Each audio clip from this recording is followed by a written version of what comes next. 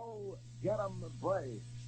This is Earl Gillespie, along with my smiling sidekick, Blaine Walsh, inviting you to join us in recapturing the spine-tingling excitement of Milwaukee Braves baseball, the many memorable moments which have provided thrill after thrill to you fans.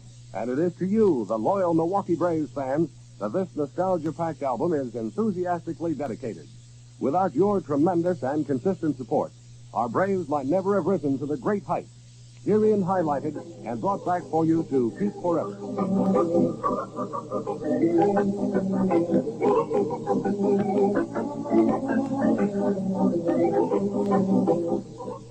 The big red letter day came on March 8, 1953.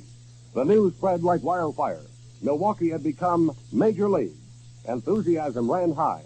Civic celebrations, parades, and welcome demonstrations were the order of the day as impatient fans waited for their big moment. And what a moment it was. Milwaukee's first official Major League game. A tightly fought duel between the Cardinals and Braves in jam-packed Milwaukee County Stadium. An extra inning affair that saw the score tied at 2-2 as the Braves came up to bat in the last of the 10th. Do you remember? Will you ever forget? Here's Jerry Bruton leading off for the Braves. Bullet Bill, outstanding young rookie center fielder. Jerry Staley on the mound for the Cardinals. Gets his sign. Starts it in the windup. Here's the pitch. Billy cracks a long drive to deep right field. Back. Enos Slaughter racing back. Leaps high at the wall. The ball's off Slaughter's glove. Out of the ballpark. Bruton slides in the third. No, wait a minute. He's being waved back to second. It's a ground rule double. Whoops, here comes manager Charley Grimm, waving his arms, arguing with umpire Lon Warnicki. Now the umpires are talking it over. Now Billy is being waved around. And it's a homer. Home run for Billy Bruton. The Braves win 3-2. And that fantastic beginning keynoted a season of tremendous thrills and excitement. Spearheaded by unbelievable fan support, the charging Braves were thick in the pennant pursuit, along with the Dodgers, Cards, and, believe it or not, the Philadelphia Phils. By June 3rd, the Braves led the league by a game and a half. Warren Spahn was enjoying a great year, which was to bring him 21 victories. But the big surprise was roly-poly Max Surkant, who wrote a new record on May 25th. Remember that cold and rainy night? Max the Yaks really mowed down the Redlegs, fanning 7 Reds in a row when play was halted for nearly 40 minutes. The delay failed to bother Big Max. When the game resumed, he promptly proceeded to strike out Andy Seminick to rack up a new record of 8 strikeouts in a row. A big night to remember. Another big sensation was the buster from Santa Barbara, 21-year-old Eddie Mathews. Off to a red-hot start, Mathews had 26 four-baggers halfway through the season. But he was still looking for a big first in the long ball department. Then, on July 12th, at Busch Stadium in St. Louis, it happened. Left-handed batter Eddie Mathews. Bases are loaded and 1 out. The pitch to Eddie, a ball that's outside. Ball 1 and no strike. Cal White, a right-hander warming up, is going to be joined now by another right-hander. Ed Erod, I believe. Ed Erod. 2 right-handers warming up for the Cardinals. Here's that next pitch to Eddie. A swing, a long drive. There it goes, way back to the right field. A grand slam home run, his first in his Major League career. Holy cow, they stay up. 4 big runs are home, and it's now 6-0. The first edition of the Milwaukee Braves was a power-packed wrecking crew, and they put on one of the greatest blasting exhibitions in baseball history on August 20th in a Sunday doubleheader at Forbes Field in Pittsburgh. The Milwaukee Maulers belted 12 home runs to set a new National League record for homers in 2 consecutive games. Were you listening? Do you remember? Joe on the count on Adcock. Joe has nothing for 3. The pitch is swing a drive back in the deep center field. Going back is Frank Thomas back on this ball. Back against the wall. 436 feet. Here's a run scoring as Adcock rounds second base on his way to third. And he is going to try to score. Here's the play coming in the home plate. He scores standing up. Holy cow, did Joe tee up? They're calling it a home run inside the park. And then came that record-breaking blow by our old friend, Sid Gordon. Ball 3 and strike 1. 1 out and nobody on the first half of the 8th inning. Milwaukee Braves at that. The pitch is swing a drive back in the left field. There it goes. Back along. Home run for slugging Sid Gordon. Number 12 in the doubleheader for our Milwaukee Braves. Besides Adcock and Gordon's blast, Jim Pendleton and Eddie Mathews each hit for the circuit 3 times. Johnny Logan twice, and Jack Dittmer and Del Crandall once each. There were a lot of holy cows that day, Blainer. And how the fans loved their Braves. As the season drew to a close, Milwaukee and Wisconsin fans set a new all-time National League attendance mark of 1,826,397 patrons. So what if the Brooklyn Bums topped the pennant? Milwaukee had a special championship of its own. According to most baseball experts, without the enthusiasm of the fans, the Braves would not have achieved their fantastic climb from 7th place in 52 to their strong 2nd place finish in 53. Their first year in the beer and baseball capital of the world.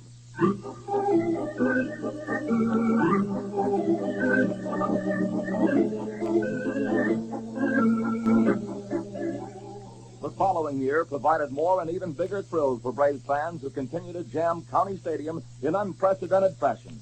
Now, the second chapter of the Milwaukee story was primarily one of injuries. Bobby Thompson, obtained in a big trade with the Giants, suffered a broken leg in a spring exhibition game. And popular Andy Pafko was beamed on opening day. And so it went all season long. Despite their miseries, the Braves put up a terrific battle and furnished some new and spectacular thrills, like this one, which took place on June 12th. Remember? Here's the windup, and the 3-2 pitch, a swing, a line drive down the left field line. It's a foul ball. Holy cow! That ball was fouled by about a foot. Willie Jones, line one foul, just outside the line. And Jim Wilson is still standing on the threshold of a Hall of Fame. It's ball 3 and strike 2, 2 out. 3 on base here in the top half of the 9th inning. Milwaukee leading 2-0.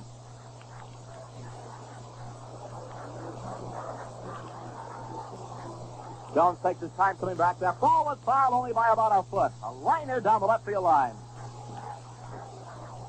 Ball 3, strike 2. Crandall gets down behind the plate, giving out a very important signal right now. Wilson wants to do baseball. Infielder set, the outfielder set, playing Jones for a pull hitter. Ball 3 and strike 2 on Willie. Right-handed batter lifts his bat up over his head, lifting up his shoulders. Now Jim goes down to the rosin sack. Gives it a squeeze, throws it down. Ball 3 and strike 2. 2 out. Here's the windup and the big pitch. A swing and a foul going upstairs to our right. And it's still 3 and 2 on Willie Jones. Dan Sherrill is due to come up next. Jones backs out of the batter's box momentarily, leans over to pick up a handful of dirt, dries off his hands. It's been a hot day here on June the 12th. Temperature is 81 degrees.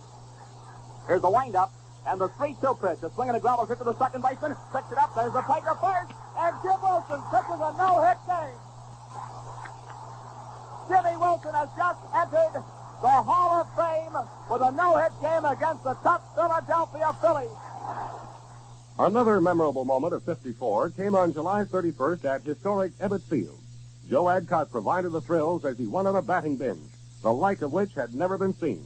Was your set turned on when... 3 home runs, a double, 4 runs scored, and 6 runs batted in for Joe. First pitch by Padres, the curveball is high and outside for a ball. Ball 1 and no strikes. The top half of the 9th inning is 12-6. Into the windup. The fastball swung on a drive back in deep left center field. It's going back towards the wall. It's a home run. Joe Adcock has just tied a real Major League record with his 4th home run today. What a one-man show by Joltin' Joe. Adcock had also homered and doubled the day before, then maintained his extra base barrage by doubling the first time up the following day. And then came the beanball that sidelined the Coushatta clubber for a number of days. And that was another in a string of injuries which included Eddie Mathews' split finger and Hank Aaron's broken ankle. Despite this run of hard luck, the Braves finished a creditable third, just 7.5 lengths behind the pennant-winning New York Giants. And again, Earl, it was the Braves fans themselves who accounted for one of the season's big highlights, breaking their own attendance record and showing up 2 million strong at County Stadium, the first time ever that a National League team clicked the turnstiles to the tune of 2 million.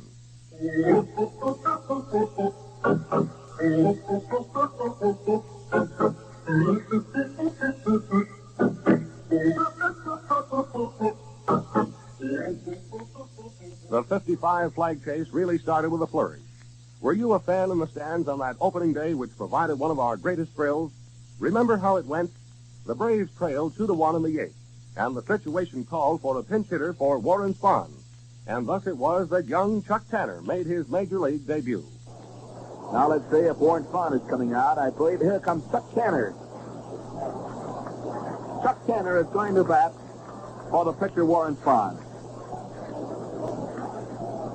A rookie up from Atlanta of the Southern Association, where he had a tremendous year.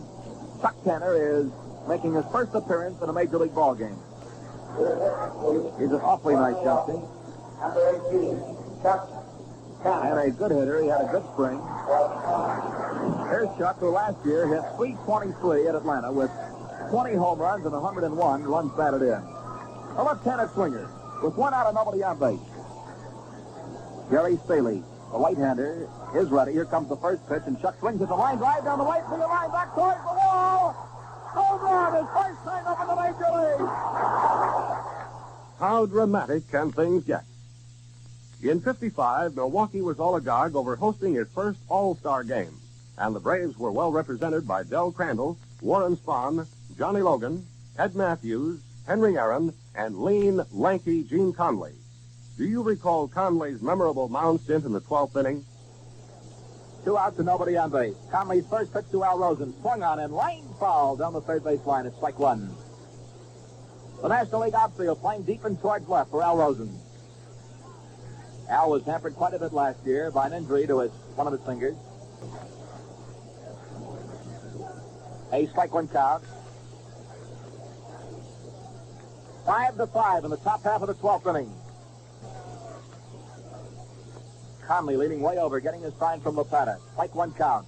The pitch to Rosen. Curve, misses inside. It's even up at ball one and strike one. Ball one, strike one. Shadows lengthening out here at Milwaukee County Stadium have now practically obliterated the infield. The wind-up on the 1-1 pitch. Rosen trying to hold up on his swing. It's a strike, and it's 1-2. Conley looks like he has that good curveball breaking form this afternoon. As the American Leaguers, the first three to face him here, have been reaching out for the pitch. Ball one, strike two, 2 outs. Nobody on base. Rosen set on the batter's box. Straightaway stance. The pitch. Fastball is high, and it's even up. Ball two, strike two.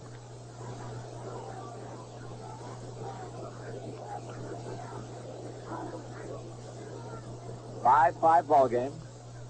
Ball two and a strike two count on Al Rosen. Conley delivers. There's a swing and a miss, and he struck out the side.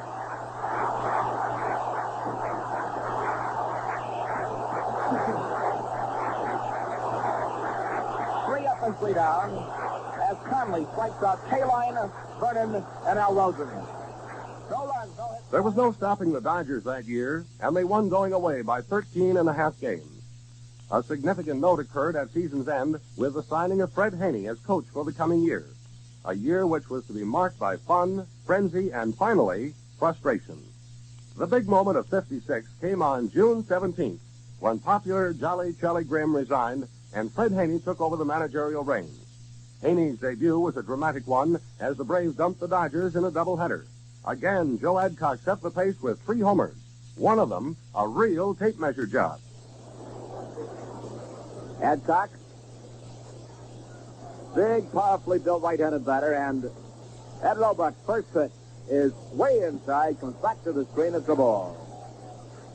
Ball one and no strike.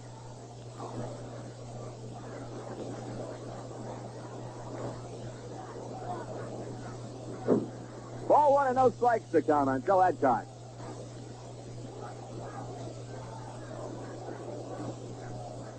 Outfield deep to the left. There's a swing and a long one. Whoa, that one's way up there, and maybe on the roof. It's on the top of the roof here at Ebbets Field. Up over the roof at Ebbets Field, a double deck. Boy, what a slam by Joe Adcock, and it's 5-4. And I think that's the first time that's ever been done in the history of Ebbets Field. The Braves went on to take 11 straight and became king of the hills. Bulwark of the Braves' surge was ageless Warren Spahn, who marked a major milestone midway in the final months of the campaign. Warren Spahn, the left-hander, stretches. The 1-2 pitch. The swing and a ground ball to the third baseman. The take is second base out. Over to first base. Double play, and there are 2 outs. A double play. Eddie Mathews to Danny O'Connell to Joe Adcock. And that's the gamble a manager will take with his power hitter up there. And having him cut away, there's the danger of the double play ball, and then it's hit into the double play. Third to second to first. Now here is right fielder Jim Greengrass, who homered in the second. Has grounded out twice and walked. 1 for 3, a right-handed batter who swings as they pop up in the infield. Joe Adcock coming down, calling for it. Makes the catch. The Braves win a doubleheader, and Warren Spahn just chalked up his 200th Major League victory, and the boys are mobbing him out here in front of the plate. The 56 race went right down to the wire. And on the second last day of the season, the Braves met the Cardinals in a must game. We came close. Oh, how we came close. But it was not to be. Remember how you felt the night of September 29th? Strike 1 count on Musial. Score is tied at 1-1 in the last half of the 12th inning. Here's the next pitch. Change up is swung on as a line drive in the deep right center field. Then back up there against the wall. Played off the wall by Bruton. Here's the peg into the infield, and Musial goes sliding into second base.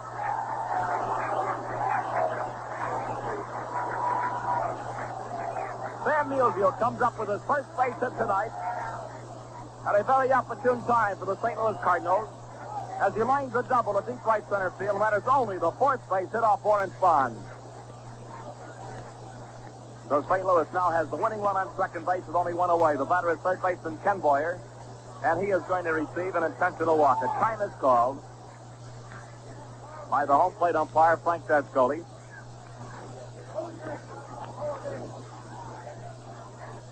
Boyer, who has 1 for 4, is receiving an intentional walk. It'll bring up the left fielder, Rip Rapolsky.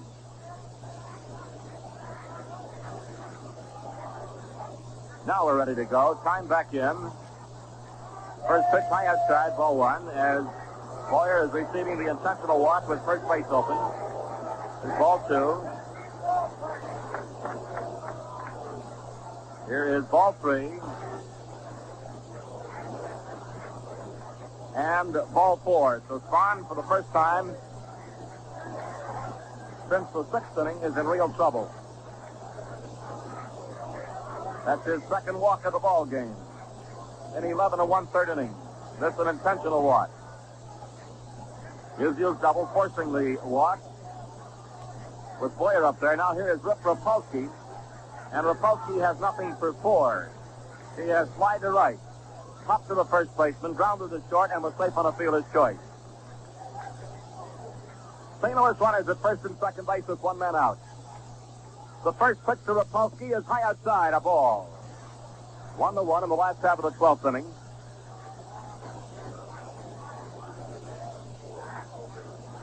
Ball 1 and no strikes on Rapolsky. Wally Moon on deck. Musial on second base. Ken Boyer on first base.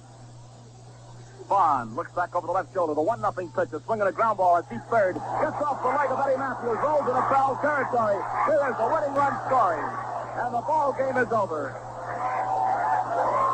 And with it might go the National League pennant for 1956. Again, you fans showed your loyalty, turning up 20,000 strong to welcome back the boys from their ill-fated St. Louis jaunt. And on everyone's lips were the words, "Wait till next year."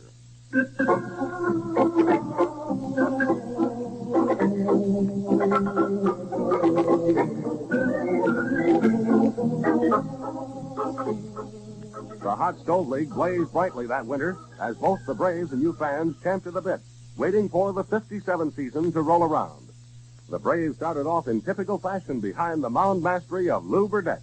Burdette stretches, delivers, they swing a ground ball to the shortstop. Johnny Logan picks it up over to second base. The ball game is over. And Lew Burdette just hurled a magnificent shutout, duplicating his feat of 1956 when he shut out the Chicago Cubs. Here in the 9th inning, for the Redlegs, no runs, 1 hit, no errors, and 1 man was left on base. As Wally Post forces Pete Wizard at second base, Logan, to Danny O'Connell. So the final score, Milwaukee 1, Cincinnati nothing. The 57 race was a real dogfight with no less than 5 teams hanging tough and tight. Again, the Braves were hard hit by injuries, but they had a golden touch in coming up with replacements. Hero of the year was an unknown from Wichita, whose fabulous hitting spree kept the Braves' pennant hopes alive. Remember him? Remember a guy called Hurricane Bob Hazel? Ball 2, strike 1. And he's been doing just that. And, of course, he has brought a smile, and a big, wide smile, to the face of our general manager, John Quinn. Runners on first and second base with 1 out. The 2-1 pitch, a swing and a drive back in the deep right center field, going back towards the wall. Back, it is a home run for Bob Hazel.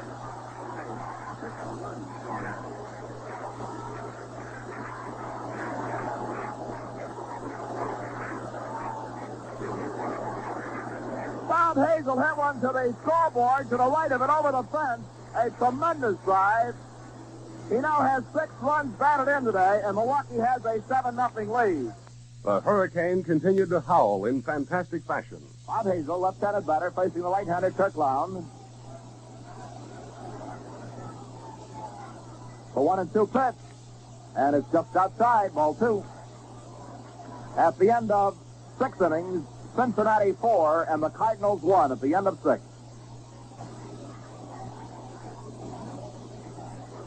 Ball 2, strike 2. The pitch. A swing and a drive back in the right field, going back towards the wall. Here's Wally Moore, and it's a home run. Woo! Bobby Hazel just hit one out to give the Braves the lead, 8-7.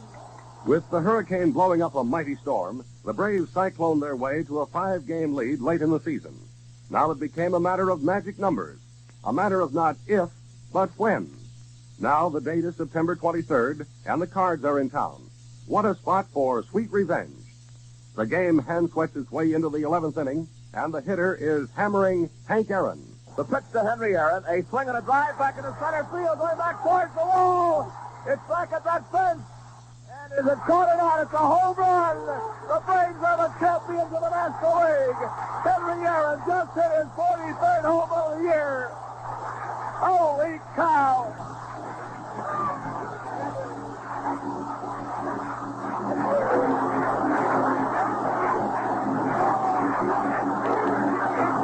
They are carrying Henry Aaron away from the plate. He just hit a home run over the center field fence. We did it. National League champions.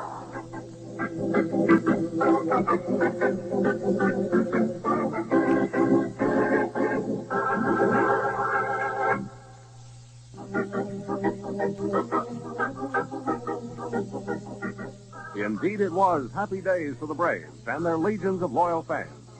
And now, the most delicious deal of all, the dream come true. The Braves playing in the World Series against the highly favored New York Yankees. Remember how the Yankees called us Bush and how we made them eat their words? The hated Yanks took a 1-game lead over the first 3 tussles. And then came that dramatic 4th game at County Stadium. The Yankees held a 5-4 lead in the 10th inning. Bob Grimm checks with Yogi Berra. Up on the rubber, goes into the stretch, arms down.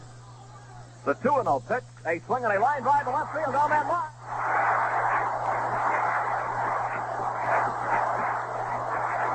Johnny Logan, a great clutch ball player, just comes through to the Braves as he winds a double down the left field line, and this ball game is tied at 5-5. And now it's up to Eddie Mathews. Grimm takes his time. He's in a tough spot.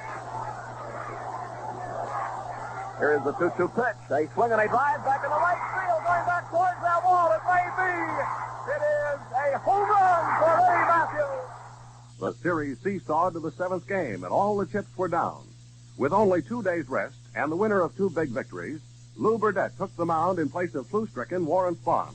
And again, Burdette was nothing less than brilliant. The Braves forged ahead. Parsons ready. He fires, and they swing a line drive to right field. Base hit. Here comes the Milwaukee Braves scoring. The ball is down deep in the corner. Logan is being waved around third base. He's pounding for the plate. Here comes the relay. He is safe.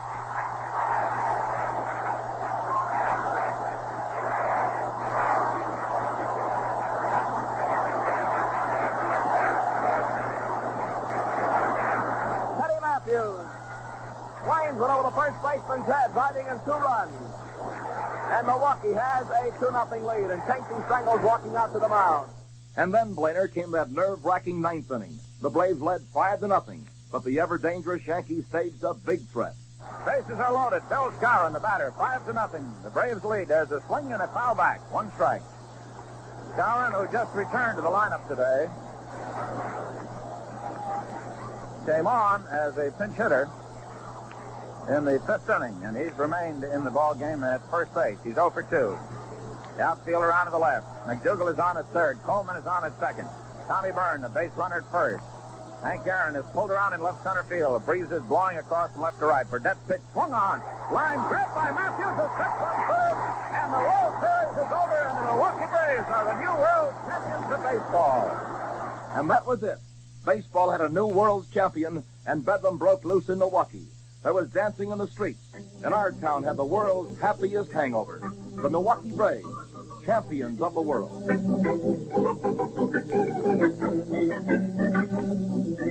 World champions. And like Alexander of old, the Braves had no more worlds to conquer. But in the great game of baseball, each pennant chase is a brand new race. And your Milwaukee Braves return to the wars in '58, determined to make it 2 in a row. And once again, right up in the front ranks was a young southpaw by the name of Warren Spahn. Corner all the cliches you can think of. Meal ticket, bellwether, stopper, you name it. And Spahny is the answer. Take the early part of the season, for example, when Warren got the green light against his longtime nemesis, those transported Dodgers. Count is even now on the rookie outfielder, Chuck Esigian. Ball 2 and strike 2.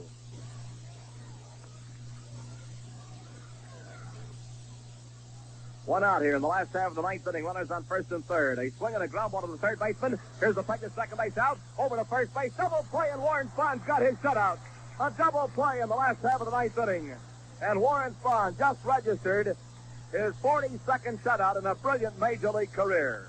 Another repeat in the '58 pattern. The Braves' penchant for powdering the ball to kingdom come.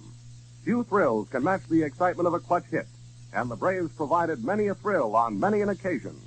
Do you recall this one when Del Crandall climbed off the bench in a 3-3 battle with the Redlegs? It's been an uphill battle for the Braves. They reached it now as they've tied the Redlegs. A swing, a line drive down the left field line back towards the wall. It is a home run over the left field fence. Or here's that man again, Joe Adcock, coming up as a pinch hitter. Tying run at first base. Here comes the next pitch to Joe. A swing and a drive back into left center field. Way back towards the wall. Back. Home run for Joe Adcock, and the ball game is over. And when the big guns weren't bombarding, one of the lesser lights often came through to keep the pot a-boiling. Remember a young fellow named Hannabrink? This one happened in St. Louis. Small wonder they called him Hairbreadth Harry. Come on, Harry, straighten it out. Ball 1 and strike one. Boy, he hit that ball.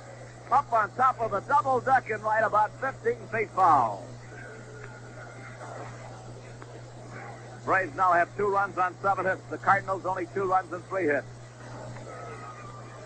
Score is tied at 2 and 2. Ball 1 strike 1 count on Hannabrink. Pitch to Harry. A swing and a high drive back in right center field. Right back towards the wall. Home run for Harry Hannabrink. And so it went throughout the '58 season. A continuing series of injuries failed to halt the Braves' pennant express. Bob Buell and Joey J were derailed, but young Carl Willie came up from Wichita to put the Braves back on the track. And, of course, there was always Spahny, who on September 13th racked up his 20th win for the 9th time in his career, a feat never before accomplished by a southpaw in the entire history of our national pastime.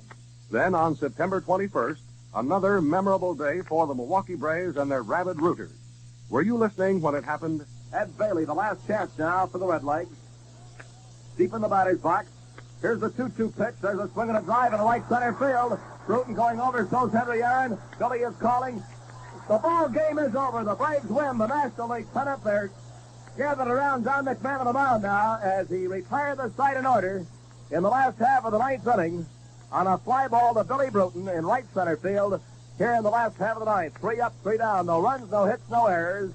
Nobody left on base, and our Milwaukee Braves again are champions in the National League as they leave the playing area. They're getting a wonderful ovation from the Cincinnati fans who probably are yelling, "Go take those Yankees now." Yes, the Braves made it 2 in a row as Spahn notched his 21st win despite heading for an early shower. And now, once again, the cry was heard, "Bring on the Yankees." Milwaukee County Stadium was the scene of the series opener, and what a ding-dong battle it was. Remember that 8th-inning rally that put us back in the game? Runner on first, none out. 2-1 pitch. A swing and a drive back in the right field. Going back is Hank Fowler towards the wall. He leaps. This one is out there for extra bases. Eddie Mathews rounding second base on his way to third. Aaron goes into second base. The throw gets away from the shortstop Kubek, but it's picked up by Terry. Wes Covington then came through with a sacrifice fly to tie the game, and we headed for overtime. Then, in the 10th inning, Stern tugs at the cap. Now digs in against the pitching rubber. As a look back toward the runner at second. Joe Adcock, the stretch and the pause. A 1-1 pitch. Swung on. There's a line drive going to right center field. It's in there for a base hit. Adcock comes in to score. And there's the ball game. Listen to this crowd. the second game was a cakewalk for Lew Burdette, who aided his own cause with a long home run as the Braves footballed their way to a 13-5 margin. The scene then shifted to the house that Ruth built, and the Yanks bounced back to take the third game. In the fourth, manager Fred Haney led with his ace, and Warren Spahn was again the master of old, pitching a tremendous free hitter to win 2-0. Well, the Braves got quite a scare in the fourth inning. Surely you remember that spine-tingling moment. Ball two and a strike one count. First baseman Bill Skowron due to hit next. Here's a swing and a drive deep left center field. That ball's going a long, long way. It is off the wall. Here is Aaron chasing it down. His man around second base on his way to third. The second to the infield. He goes in standing with a tremendous triple. Mantle held third as the second out was made. Then, here is the windup. 2-2 pitch. A swing and a line drive. It is knocked down by St. over to first. He is out of great play. Holy cow, what a play by Red St. and Joe Adcock. Beautiful leaping try by St. He knocks the ball down. It's down to his feet. He picked it up. Adcock was coming over to cover first base. He went back into that bag, jabbed at the bag, made a scoop up with a low throw as Barrow went diving head first into first base. On a great play to retire the side. Yes, the old redhead, one of baseball's all-time greats, and the man who helped make the Braves. The rest of that 1958 series, well, the news was sad, and there's no point in dwelling on the Yankee sweep of the final three games. Time now to look ahead to 1959. And Blainer, like the preceding years, this one had a full share of pages for the memory books. That night of May 26th, for example, when you fans at the stadium were treated to the greatest pitching performance in all of baseball's long history. Harvey Haddix was on the mound for the Pirates, as inning after inning after inning went by, with nary a Brave reaching base by any means or manner. Meantime, Lew Burdette was matching horse collars with Harvey the Kitten, and the game was a scoreless tie through 11 electrifying innings. And in the 12th, Haddix into the motion. 2-2 pitch. A swing, a ground ball to the third baseman's left. He stabs it. Here's a throw to first base. He is out, and that retires the side. And Harvey Haddix now has 12 perfect innings of brilliant, simply magnificent pitching performance. Another standing ovation. The tension mounted as Burdette blanked the Bucks in their half of the 13th. As inning after inning after inning went by, with nary a Brave reaching base by any means or manner. Meantime, Lew Burdette was matching horse collars with Harvey the Kitten, and the game was a scoreless tie through 11 electrifying innings. And in the 12th, Haddix into the motion. 2-2 pitch. A swing, a ground ball to the third baseman's left. He stabs it. Here's a throw to first base. He is out, and that retires the side. And Harvey Haddix now has 12 perfect innings of brilliant, simply magnificent pitching performance. Another standing ovation. The tension mounted as Burdette blanked the Bucks in their half of the 13th. And then... Nobody on base, nobody out. Haddix delivers. A swing, a ground ball to the third baseman. He's in fast. Big hop. The throw to first base. A low throw. There's the first base runner. With first base open, Aaron was purposely passed, and the stage was set for Joltin' Joe. Ball one and no strikes to count on Joe Adcock. The winning run on second base in the last half of the 13th inning. Into the stretch. Here is the pitch. A swing and a high fly ball. Driven deep in the right center field. Going back towards the wall. Back. And it's a home run for Joe Adcock, and the ball game is over. And Earl, that thrilling windup had us all up in the air. That's right, Blaine. The situation didn't get straightened out until the next morning, when it was decided that Adcock's home run was really a double, and that the Braves won by a score of 1-0. Well, in view of the immortal pitching performance by Harvey Haddix, the Braves were happy to settle for any kind of a win. The '59 season settled down to a three-way battle among the San Francisco Giants, the Los Angeles Dodgers, and the Milwaukee Braves. The battles with the transplanted East Coast teams were always hard-fought, and this June game with the Dodgers was a typical Donnybrook. Wise on third. Mathews on second. Aaron on first. Andy Papko in the batter's box, batting at .209. Andy has 9 hits and 43 at bat. 1 double and 2 runs batted in. He swings at the ground ball, a base hit down the left field line. This is for extra bases. 1 run is scoring. 2 runs are scoring, and Papko's going into second base. Here comes Aaron trying to score. He scores! Braves management, always on the lookout to improve the club and please the fans, constantly maneuvered to bring in new players. You'll probably recall that 1959 saw Bobby Avila, Lee May, Ray Boone, and Country Slaughter appear as new faces at the stadium. Bobby Avila made a great debut, hitting a ninth-inning homer to whip the Redlegs and end a 7-game losing streak. But Bobby's biggest blow came later. Come on, Bobby. Drive down that right field line could win the ball game as it's wide open. Samoli's way over towards right center. Now Samoli's moving over to his left a couple of steps. Here's the 0-2 pitch. Low, a ball. 1-2. Ball 1 and strike 2 on Avila.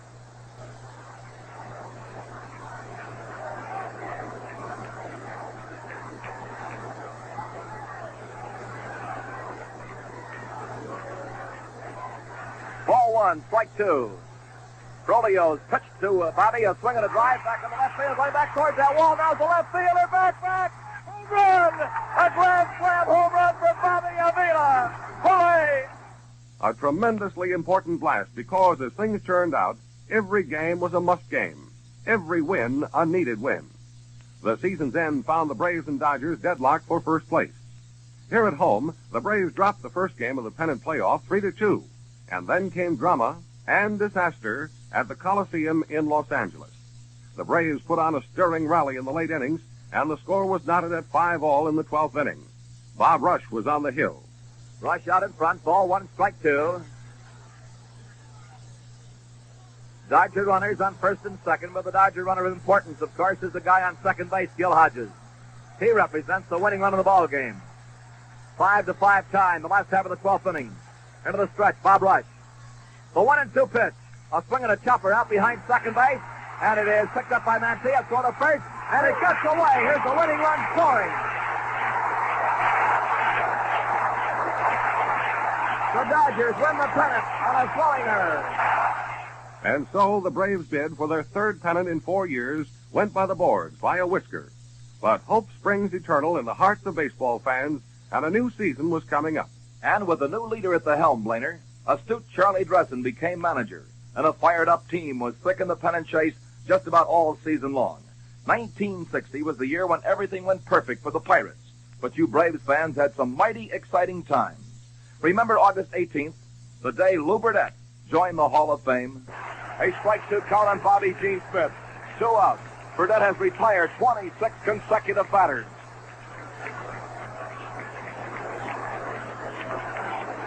Burdette in the center of attraction right now.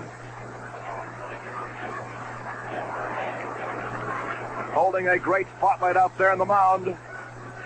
Strike 2 count. 2 outs on Bobby Gene Smith. 9th inning, Braves lead 1-0. Burdette has his sign. Here's the windup.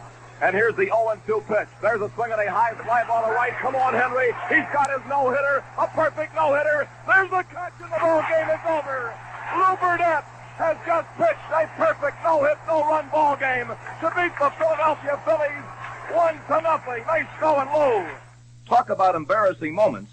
Lew's masterpiece was not a perfect no-hitter because one Philly runner did reach first.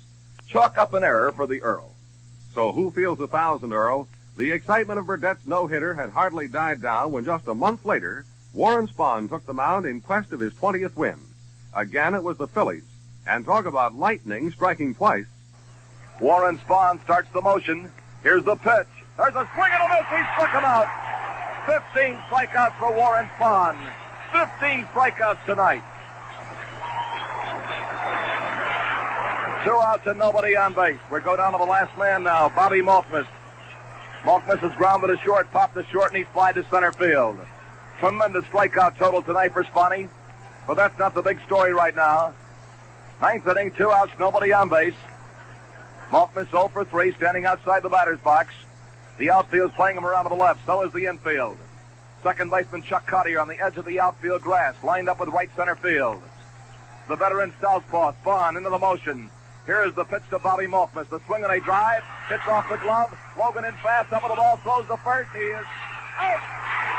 What a great play by Joe Adcock, and Warren Spahn has a no-hitter.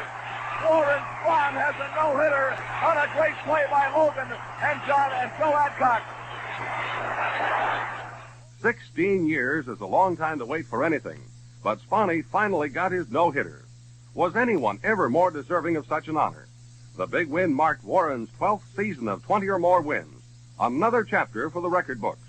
And so our march of memorable moments moves into 1961. As we record these highlights for posterity, the season is still young. Many things are yet to happen. Baseball takes many twists and turns, but it never erases what's in the records. And the early 61 season produced 2 fantastic and fabulous highlights. Remember the bitter cold night of April 28th? Perfect for polar bears, but hardly fit for the precious arm of a veteran southpaw.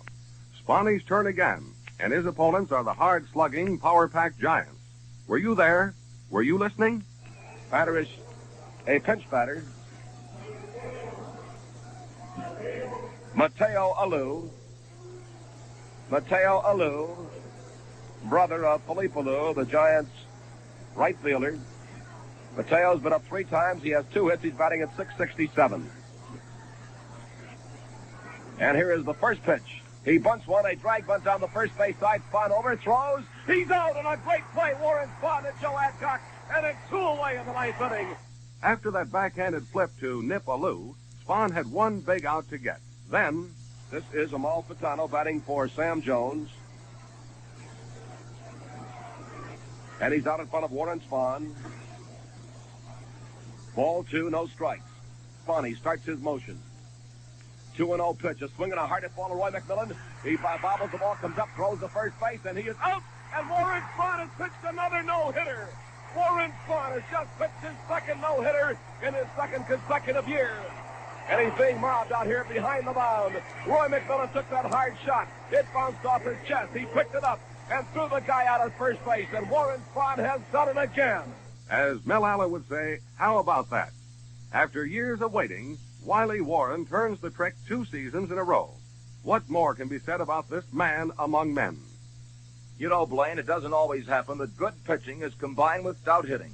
And when the two fail to click together, not even writing new records can win the game. Consider that Pier 6 brawl against the Redlegs down Cincinnati way. How well I remember, Earl. Spahn was off the mark that day, and when the Braves came to bat in the 7th, they trailed 10-2. Frank Bowling continued his hot hitting with a line single to left, and the hitter was Eddie Mathews. 2-2 pitch. There's a swing, a long drive way back in the right field. There she goes. Home run for Eddie Mathews. Now it's Aaron at bat, and on the second pitch, there's a swing and a drive to the left field line back towards the screen, and this one is a home run for Henry Aaron. Line drive up into the screen, and Aaron just picked up his 10th home run of the season. strategy called for a pitching change, and in came Marshall Bridges to replace the shell-shocked Jim Maloney. Adcock at bat. There's a swing and a drive back in the center field, going back towards the wall. It may be. It is a home run for Joe Adcock. 3 home runs in a row, tie a Major League record. Wow, 3 in a row, and more fireworks to come. Popular newcomer Frank Thomas strides to the plate. 2-1 pitch, a swing and a drive back in the center field. That might be it. It's back towards the wall, back. Home run, and the Braves have just set a new Major League record. Never before in the annals of Major League Baseball had any team cracked 4 consecutive homers. And it was our battling Braves who did it. Sure, we lost the game, but the 4 back-to-back blasts typify the thrills and excitement of Braves baseball. Well, as the saying goes, Blainer, you win a few, lose a few, and a few are rained out. But ever since hitting town in '53, the Braves have furnished the fans with untold thrills and have consistently been in contention. The passing parade sees stars come and go, but new faces keep the picture bright and exciting. A popular Andy Pafko reaches the end of the line, but along comes a young Joe Torre to replace him. Trades may see us say farewell to a Billy Bruton, or Joey J, or Johnny Logan, but in their places are stars like Frank Bowling and Roy McMillan. The turnover is terrific, but the fun and excitement go on, and it's always great to be at County Stadium to see what will happen next.